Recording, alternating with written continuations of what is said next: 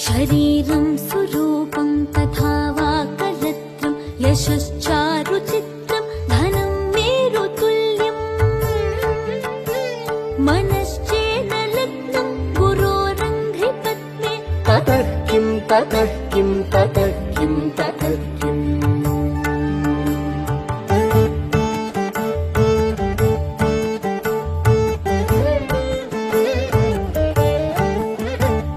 कलत्रं धनं पुत्रपौत्रादि सर्वं गृहं बान्धव सर्वमेतद्धि जातम्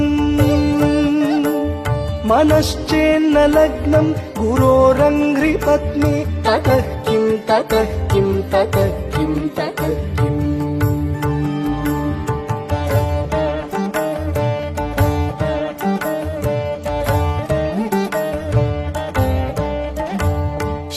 षडङ्गादिवेदो मुखे शास्त्रविद्या कवित्वादिगद्यं सुपद्यं करोति